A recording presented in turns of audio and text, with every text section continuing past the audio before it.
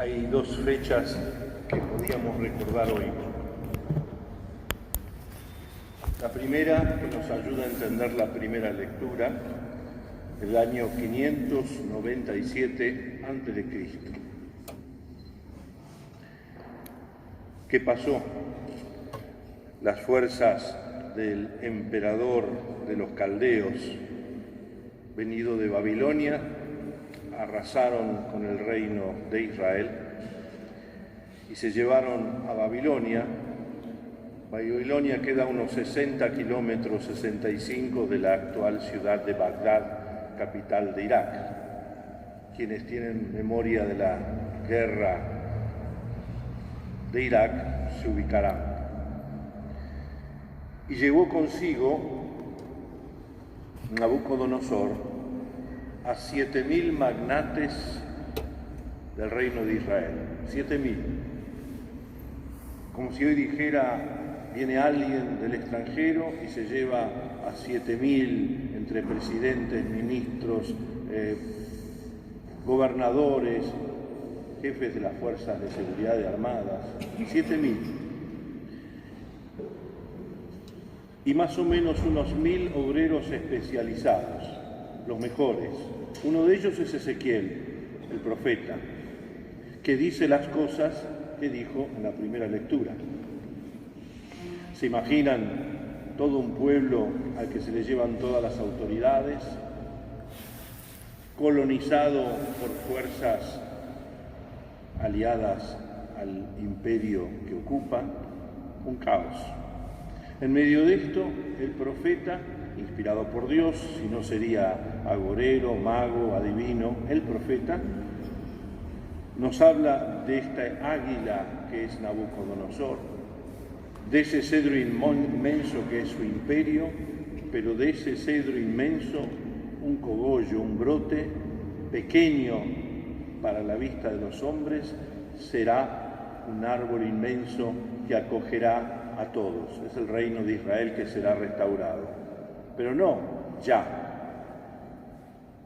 Tardó un tiempo, 90 años, cuando el vencedor Ciro, rey de los persas, termina con el reino de los caldeos y permite a los judíos volver a Jerusalén, costear lo que sería la restauración del templo, etc. Es fácil leer estas cosas sin situarnos en el drama de un pueblo. Segunda fecha, si los bahienses no se acuerdan de esta fecha, vamos a quedar mal delante de la gendarmería. Pero yo sé que se van a acordar. 7 de abril de 1987. Pasaron desde lo de Ezequiel 2584 años. Juan Pablo. Lo que ocurrió para los bahienses, a ver si me lo adivinan, ocurrió en el Cristo del Camino, que fue la primera misa de la segunda visita de San Juan Pablo II a la Argentina. Y esa primera misa se celebró ahí, en ese cruce de rutas, ese entramado de rutas que los bahienses, cuando queremos ir a un lado o al otro, pasamos por ahí. Y ahí está el Cristo, la imagen de María Auxiliadora. Y ustedes dirán, ¿qué tiene que ver? No voy a repetir la homilía, se puede buscar, 7 de abril del 87, Juan Pablo II, Bahía y Salta. Somos agricultura de Dios. Somos agricultura de Dios. Cuando uno comprende lo que otro profeta de Dios, Juan Pablo, nos viene a decir, somos agricultura de Dios, uno comienza a comprender algo más de las cosas que Jesús explica a los suyos. Se ve que el círculo más cercano, los apóstoles, necesitan que en casa los explique mejor, no entendían. La parábola es una comparación. Una comparación significa, a partir de algo que es visible, evidente, hablo de cosas que son invisibles y no tan evidentes o tan sabidas. Como si dijera, por ejemplo, en ustedes, cadena. Sí, cadena. Si yo digo cadena, algo visible, de mandos, ahí entiendo otra cosa. Si yo digo eslabones de mandos, entiendo otra cosa, entiendo una cosa interior. Lo mismo en las empresas, en el mundo político. Somos agricultura de Dios. Dios tiene proyectos de esperanza para los hombres. Y aquellos imperios que hinchan el pecho por su poderío, grandeza y seguridad, no son nada a lo largo de la historia frente a la alianza que Dios ha hecho con su pueblo. En el mundo del fútbol, para que se entienda, alguien dijo alguna vez, la pelota no se mancha, otros dicen la camiseta no se mancha, y sabemos lo que significa, no es que no se ensucia, lo decimos moralmente. El uniforme no se mancha, ¿cómo? Si estás haciendo, qué sé yo, ¿cómo se hace cuando van por el piso para pasar un alambrado? Se mancha. No entendés, estoy hablando de algo más interior. La alianza no se mancha. Dios prometió proteger a su pueblo. Y como dijo el texto que leímos, yo soy el Señor que humilla y que ensalza. Y esta pedagogía es desconcertante porque estamos acostumbrados que el que grita más, y el Evangelio nos habla de otra cosa. En esta comparación, de hecho Jesús dirá a aquel jefe de la sinagoga, cuando ve que en sábado curó a un paralítico y el paralítico carga con su camilla, no se podía hacer esto en sábado, tienen 6 días para trabajar. Hoy es un día santo, no se puede. Y Jesús responde, mi Padre trabaja siempre, yo también trabajo. Es decir, que Dios trabaja a nosotros, nuestro pueblo, porque somos agricultura de Dios. ¿Qué tiene una semilla que ayuda a comprender la dinámica del reino de Dios? ¿Qué tiene? Primero, que es pequeña. Generalmente habrá alguna semilla un poco más grande que el garbanzo, el poroto, el haba, que sirven para que los chicos, cuando éramos chicos, contemplemos nuestro germinador. Pero la mayoría de las semillas son pequeñas, y aun eso, comparado con otras cosas, son pequeñas. Segundo, toda semilla tiene una fuerza interior increíble, capaz de romper la mampostería de las cornisas de los edificios viejos. Algún pajarito distraído deja ahí una semillita, quién sabe cómo, pero lo sabemos, y basta una pequeña hendidura y después rompe la cornisa. Incluso rompe las lápidas de nuestros cementerios. Queremos disfrazar los cementerios de que sean muy prolijos, bellos, sencillos, que no nos hablen de la muerte, y sin embargo una lápida es capaz de ser partida en medio de mármol por una semilla caída ahí. Las raíces, la fuerza que trae esa semilla es increíble. Y tercero, esa semilla, todas, traen un código genético tal que es multiplicador de lo que se siembra. Salvo raras excepciones, cuando se siembra una semilla, por ejemplo, Jesús está hablando del trigo, la espiga trae muchas más semillas. Algunas el 60, otras el 70, otras el 90% más. Es increíble, pero ahora entendemos lo que quiere decir Jesús. No es una enseñanza de la agricultura, sino, bien decía San Juan Pablo II, somos agricultura de Dios.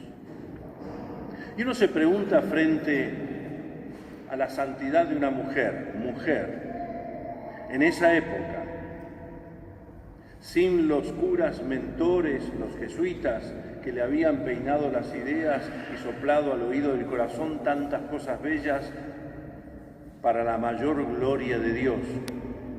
El lema de San Ignacio que hizo suyo Mamantula. La vida, les pregunto y me pregunto, ¿es complicada? Ahí nos engaña manera de ver, porque no podemos confundir falta de dificultades, que no haya sufrimiento, con la simplicidad de los santos y de los sabios. No se oponen, porque la simplicidad de los sabios y de los santos nos hablan de la esencialidad de la vida. Habrá muchas cosas que nos preocupan y nos ocupan, pero llega un momento donde necesitamos la persona amiga, cercana, sabia, aunque como dicen en el campo no tenga estudio, que me serene y me lleve a ver lo esencial de la vida. Un porteño como el que les habla dirá, no te calentes, no vale la pena. Y no porque lo trate de tontera a los demás, no. Esa esencialidad significa la confianza serena de que estamos en las manos del Espíritu Santo. El Espíritu Santo es clemente y misericordioso como lo es el corazón del Padre. El Espíritu Santo es fuego que se dona en el misterio de Jesucristo, el Hijo, Dios hecho carne. Nosotros sembramos generosamente, confiadamente. Yo me pregunto a veces con ustedes, ¿por qué la Virgen, cuando se aparece en las apariciones que la Iglesia muestra como verdaderas, después cada uno tendrá las suyas, no sé si verdaderas, pero son revelaciones privadas, ¿por qué siempre la Virgen, Fátima, Lourdes, La Salet o Luján, por qué los que lo custodian y transmiten su mensaje son pastorcitos, esclavos como el negro Manuel? ¿Por qué? ¿Por qué? Y sin embargo esos pastorcitos corren con gran ventaja respecto a los que se la creen, o a los adultos, los que saben.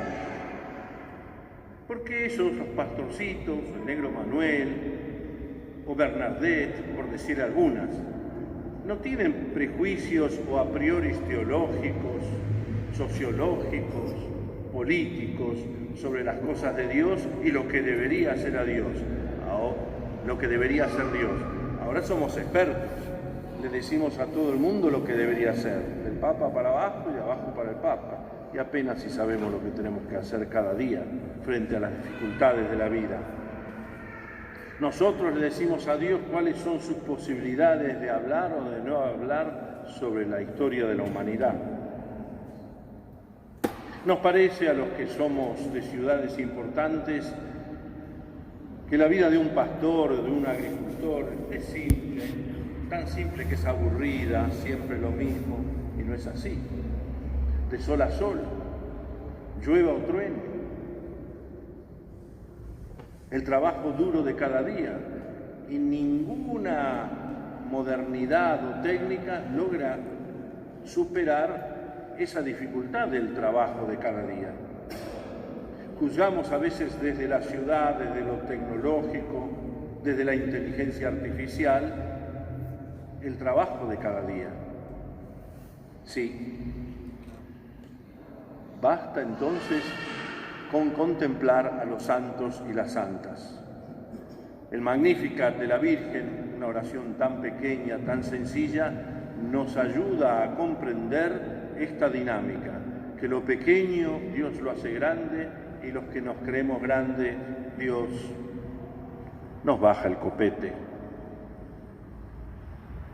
Veamos el nacimiento de Jesús en un pesebre, veamos su muerte en el cadalso de la cruz. Allí lo buscamos y allí lo vamos a encontrar. No, los medios de comunicación, no tengo nada contra ellos, pero no estaban. Ningún medio supo que estaba naciendo el rey. Herodes solo lo supo y lo quiso matar. Ninguno de los medios de entonces sabía que el rey Jesús Nazareno, rey de los judíos, estaba realmente en la cruz. Pensaban que era una cargada, una burla.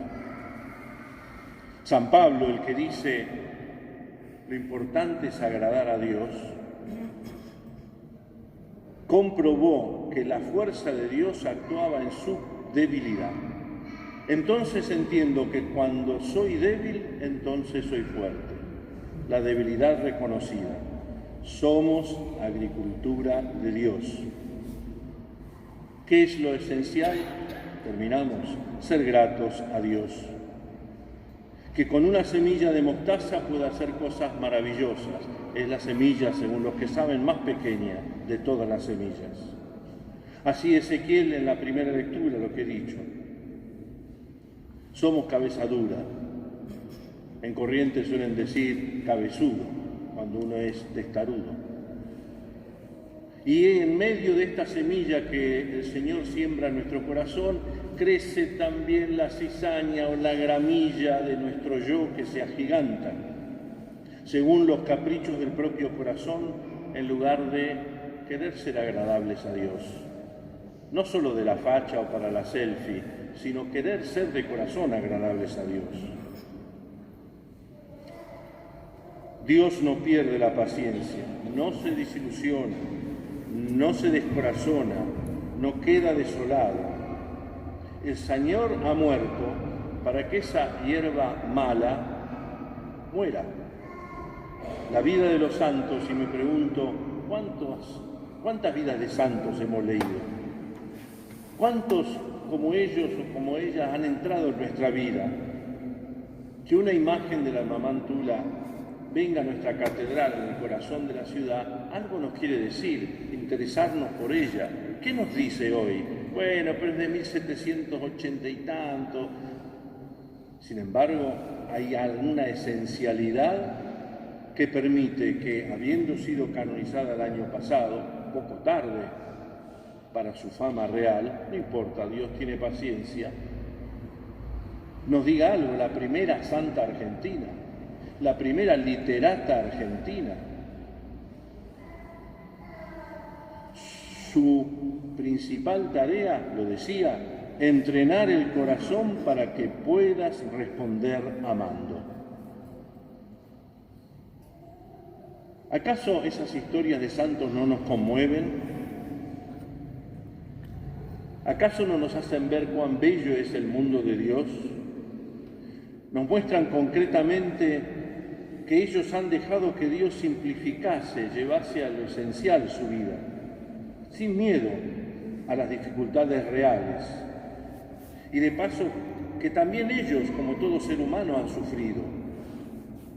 No le rebotan las balas a los santos, no le han rebotado las balas. La supresión de la Compañía de Jesús para ella era la más grande desolación. ¿Y ahora quién? Pues yo lo he de hacer. Miles de kilómetros en nuestra patria, incluso más allá, en Uruguay, y el deseo, si Dios le hubiera dado más vida, de ir hasta Europa cuando estaban prohibidos los jesuitas, y su arma más preciada y precisa, la de los ejercicios espirituales. Lo voy a hacer yo, pero no hinchada como galleta en la leche el yo, sino por el bien de las almas. Cuando leemos su vida como la de los santos, no leemos una novela romántica que nos hace alienarnos de la realidad. Vemos la real comunión con ellos, podemos charlar con ellos, rezarle a Dios a través de ellos, pidiéndole ayuda, y ellos nos esperan. Y a partir de hoy, ella va a estar aquí con nosotros. Es un modo de la imagen, pero su realidad está en la comunión de los santos. No me refiero a la imagen en sí. La imagen, algo visible, me habla de algo invisible. Entrenar el corazón para que puedas responder amando. Esperando contra toda esperanza que el obispo de Buenos Aires la aceptase. 4 años la tuve esperando. Esperando que el virrey del virreinato, viviendo en Buenos Aires, porque ahí tenían que estar de acuerdo las autoridades civiles que habían expulsado a los jesuitas, con las de la Iglesia, que también lo habían hecho, le dejasen predicar los ejercicios. 6 años esperando. Y ahí, firme, con tesón. La primera tanda de ejercicios, y termino, unos 20 personas de distintas clases sociales. Luego más, terminando por recibir más de 70.000 personas en ejercicios espirituales.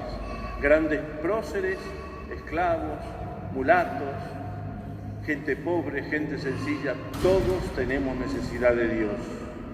Una comunidad y una casa. Recién el Cabildo en 1794, había llegado en 1788 a Buenos Aires, le da el dedito para arriba. Frente al individualismo radical que nos ahoga, la confianza y abandono en Dios, aunque no estuviese nadie para predicar. Y cierta pizca de clandestinidad, porque todo el mundo le decía, no se puede, no se puede. Y ella, por gracia de Dios, lo puso. Así como ella confió en San José, en la dolorosa, la piedad, en Manuelito, que es Jesús Emanuel, niño Jesús, y en la Eucaristía, ella fue tocada por el Señor para que otros pudieran vivir y sanar. Gracias, Cristina y Pablo, por recordarnos estas cosas al traer no solo su imagen, sino su reliquia. Así como tantos pasaron por su casa, ella ha querido venir aquí y quedarse en nuestra casa, que es casa de todos. Somos agricultura de Dios y Dios trabaja con sus instrumentos. Los mejores son los santos y las santas. Que Dios los bendiga y gracias también a ustedes por estar aquí.